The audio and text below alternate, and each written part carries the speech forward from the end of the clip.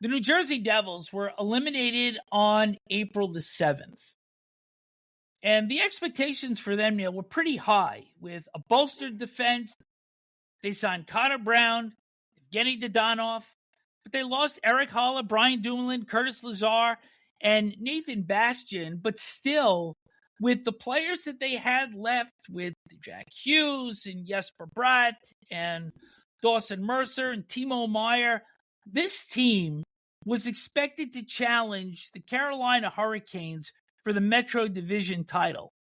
And the reality was a lot different. And I think there were several things you can mention that went on here.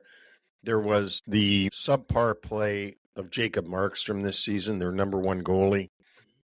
And there was the accidental cutting of his finger by Jack Hughes at a restaurant that kept him out of the lineup for quite a while. And they're a different team when Jack Hughes doesn't play in their lineup. They had Palát there for the beginning of the year. He wasn't producing, so they gave him to the Islanders. A lot of things went wrong. Sheldon Keefe had some problems during the season with Dougie Hamilton, where he actually benched him one game, and at $9 million a year, that doesn't look too good.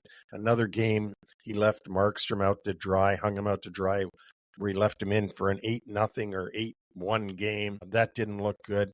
Then we have, by the end of the year, Tommy Fitzgerald gets fired as their GM, and now they're looking for a new GM, new president, and Sheldon Keefe's future hangs in the balance for next season. So what looks so bright in the summer, Keefe thinking that he's going to be able to turn things for them, that didn't happen. And then the subpar play of the goaltender, and then Hughes getting hurt again. It certainly was a disappointing season for the Devils fans. Jesper Bratt's production was down. Nico Hischier's goal totals were down. Timo Meier, not nearly enough production. Same could be said for Dawson Mercer. And you pointed out the other players here, but something I want to bring back from 3 years ago when the Devils were being lauded for that transition game, but the league caught on to that, and they figured out how to defend.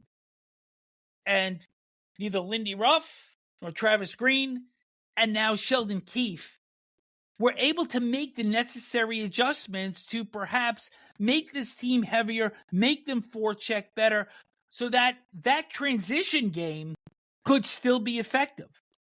And I don't think those adjustments were there, and it shows. I don't think the personnel is there to make those adjustments. I don't think they've got bigger, heavier guys that can go in and do that. So, as you say, the results are there now, and we're going to see some big changes in the offseason. Like you said, it's going to start at the top with the president and GM positions vacant right now. You also said Sheldon Keefe's future. What does that hold?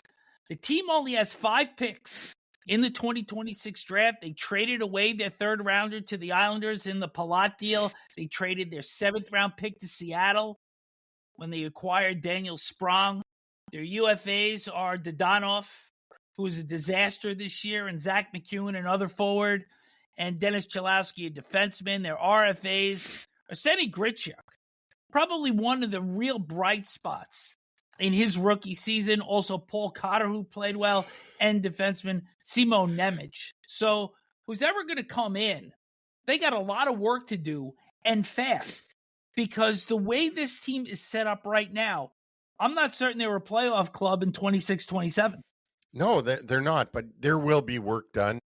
I'm not going to say that Sheldon Keefe should be fired. I'm not saying that at all. But there will most likely be a new coach there, which will bring a renewed amount of energy and a new way of looking at things.